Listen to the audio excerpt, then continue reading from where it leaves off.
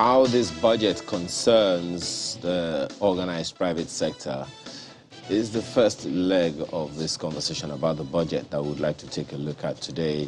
And examining the budget with us this morning is the Director General of NECA, which is the Nigeria Employers Consultative Association, Wale Smart-Oyenride. Thanks for joining us this morning. Thank you. Good morning. Well, of course, NECA has reacted as far as this budget is concerned. Absolutely. Saying, look, there are some discomforting things. And of course, Muda Yusuf, former DG of LCCI, has also raised issues about the finance bill. Well, for those who may not have read, the NECA response so far, what are the major concerns for NECA and perhaps the organized private sector in its entirety? Thank you very much. Thank you for the opportunity to share perspectives once again. First, let's commend the Finance Ministry, Finance and Budget and National Planning, for the yeoman's work they did, putting the budget together, and also the government for keeping to the timelines, the January to December budget cycle. That is quite commendable. And like all stakeholders, the budget is not an end on its own. It's meant to achieve specific objectives. And within the context of achieving those objectives, there are stakeholders whose interest will either be promoted or whose interest will either be impaired within the context of that budget. And also the foundation that, look, those in government are not all-knowing. And that's why we have emphasized the need for deeper collaboration, deeper engagement with stakeholders, especially the organized private sector, in policy conceptualization, formulation, and also evaluation. Now, the budget as presented, and also the finance minister made a very incisive presentation yesterday, quite deep presentation on the budget. But for us, it's more about the fundamentals. While it affects a lot of people differently, looking at the fundamentals of this budget, then you start to worry, especially from the perspective of the private sector. We have a total budget of 21 trillion. We have a very humongous deficit. And as someone said, while I was growing up, he said, if you are in a hole, the first thing you do if you want to get out is to stop digging. So the moment you keep digging, then you are compounding your problem. And the issue of debt, the rising debt, has become a major issue for us in the private sector. But the finance ministry in its entirety have said we don't have a debt problem, we have a revenue problem. So as far as they are concerned, at least at the last count, we don't have a problem with the debt profile. We have a problem with the revenue profile. Yes, we have both. We can't contextualize these things with grammar. We can't speak grammar to explain away certain basic things.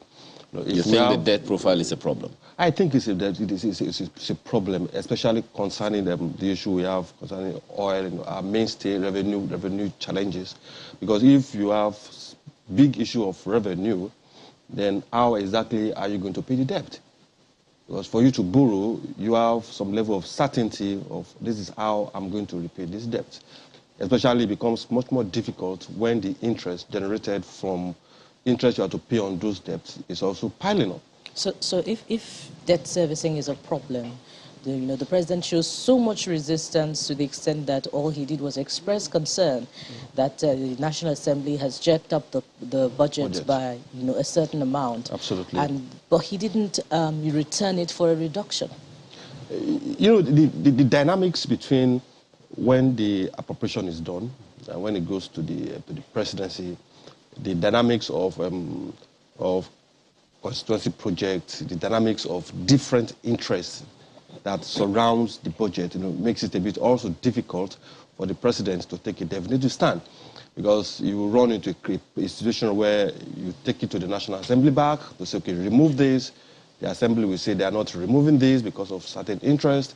Then we continue the rigmarole. So at that point, there's some level of compromise that will need to be exercised, and that is what we think played out within the context of the budget being signed a few days ago. So we can't talk enough about as a result of what you have expressed now, where the powers of appropriation of the National Assembly starts and ends, for you, what should it be?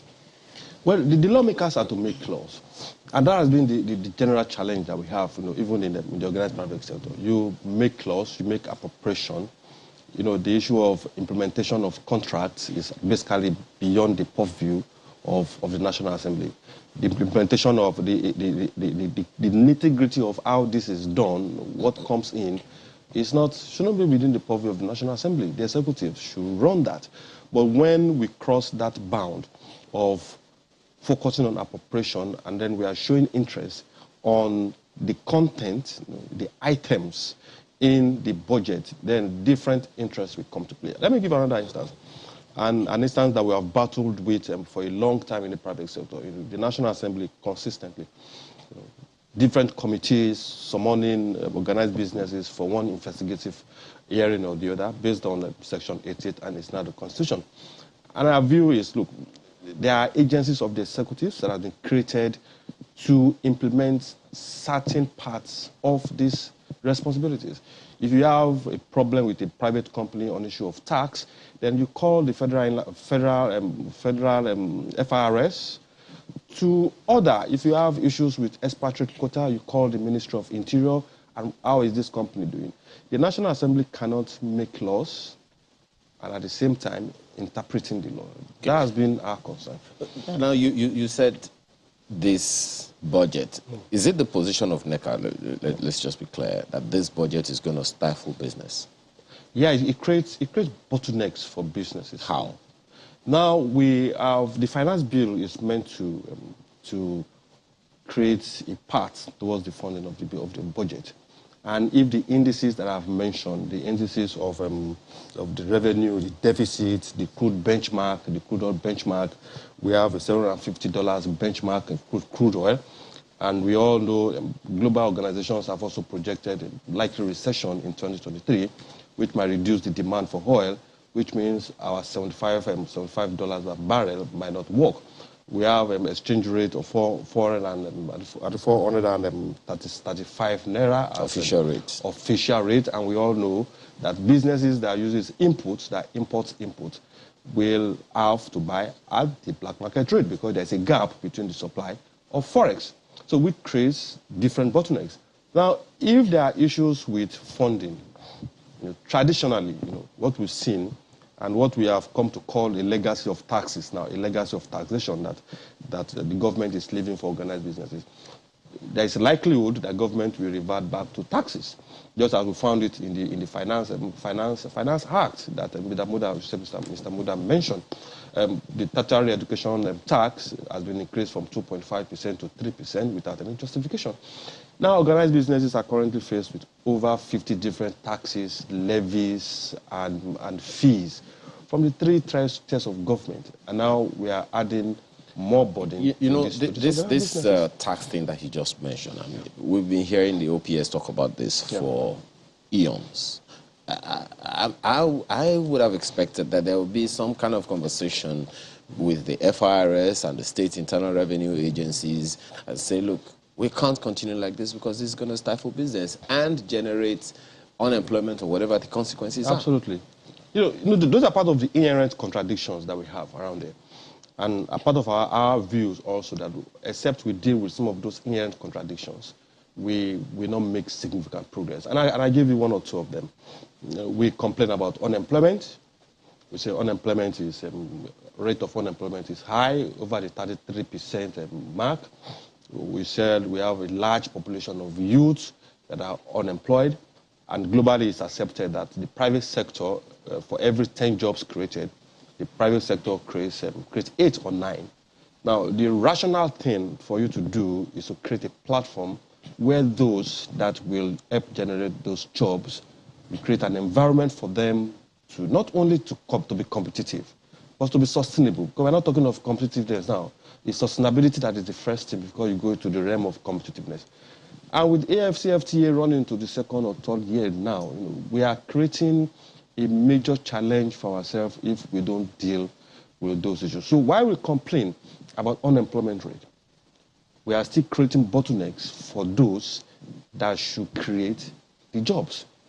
The regulatory environment is still stifling, not enabling those that should create the jobs. In spite of the PEBEC activities of PEBEC all over the nation? In spite of that, it's everywhere to see. Does that in itself frustrate the efforts of PEBEC over time? I think it does. Why the Ministry of Labour will complain about job creation, then you have some other ministries, some other agencies of government deliberately or consciously creating bottlenecks for those businesses for them to operate. And which also, which also creates a different kind of problem for us.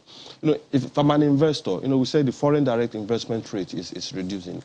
Investors are divesting, as it were, especially in the oil and gas industry.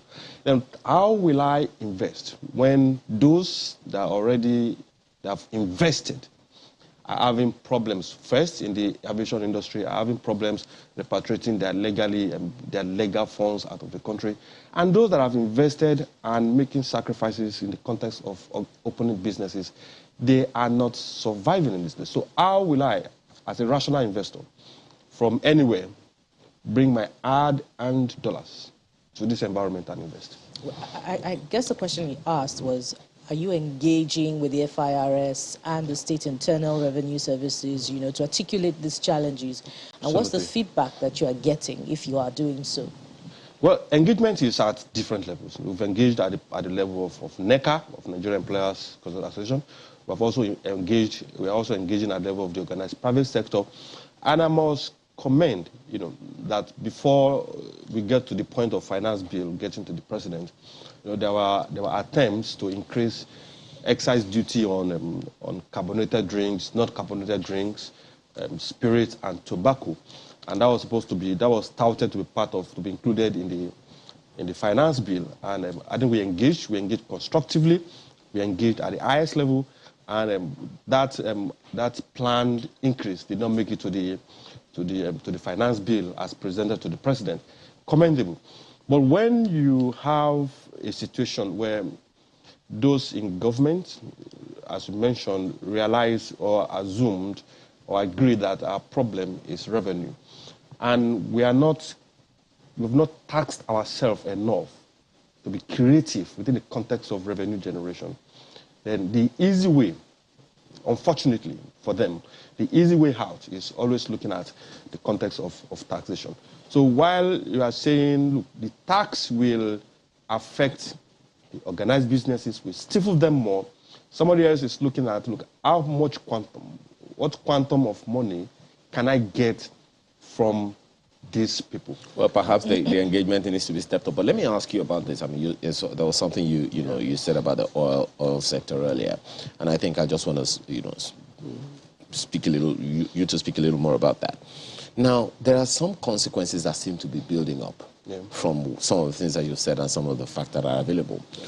On the one hand, there is that conversation, word put out that there is an imminent global recession. That we've also heard that, the finance minister has said by June we'll stop paying subsidy. And of course, prices haven't in any way demonstrated that they want to come down on many things for so many people. With this budget, what are the implications on these issues that have just been raised? And what are the things that the OPS and Nigerians need to brace up for? Thank you once again. I think it's we've been on this issue of subsidy for over 10 years. Consistently, there has been conversation about we need to remove subsidy, we need to fix our refineries, and now we have a subsidy budget of getting close to over 5 trillion in 2022. Now, over 3 trillion has been made as provision from now till mid of the year, and unfortunately for the government, for the current government, they won't be around to witness the consequences of what will happen. Now, you agree with me that what are those consequences? Now you remove subsidy. It is assumed, rightly or wrongly, that there will be an upsurge in prices of petrol. Now, if you remove the subsidy, and we are meant to pay the actual price of the landing cost of petrol, naturally it will increase the price. consequential effect is probably the cost of, as you increase the price of petrol, the man riding his car, the commercial bus driver will also increase his price. The woman in the market will also increase his price, which also will reduce the purchasing power of an average Nigerian. It is expected that Labour will respond. Labour will respond or will react in whatever way they want to react. Which is another consequence. Which is another consequence for us. Now, what we ask Nigerians to brace up for is this. We hope the next government, we have the political will to actually deal with the issues of fuel subsidy in a multidimensional way. First, there's no reason why the refineries are not working.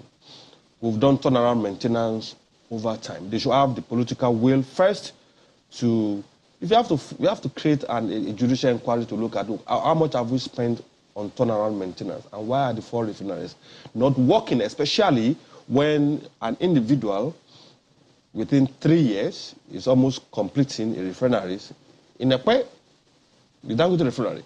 So why is it not working yet?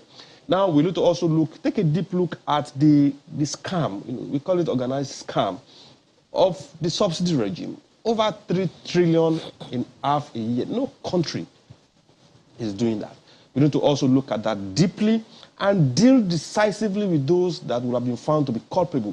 If you don't demonstrate that political will. Let me tell you what Ruto did, President Ruto of Kenya. He came in, and within 1 month, he removed subsidy. He said, look, let's brace up. We have lived on the tentacles for a long time. Let's brace up and let's remove this thing. We need the government to do the needful, remove the subsidy, deal with the issues arising from the subsidy, issue of the 4 refineries, why are they not working? Hopefully the Dangote refinery will come on stream this year, whether it will cause a reduction in the price of petrol or not, it's a different ballgame. But Nigerians should brace up for times. some, I won't call it tough times, but probably interesting times. Okay. I guess that June or whatever else will happen after that begins on February 25 for people to make up their mind who this leader that you're talking about is. We have to thank you very much for being here this morning with us and trust that this conversation will continue at some other time. Wale Smarto Yerinde is Director General, Nigeria Employers Consultative Association, NECA. Thanks again for joining us this morning. Our pleasure. We're back after now to take on another issue. Please stay with us.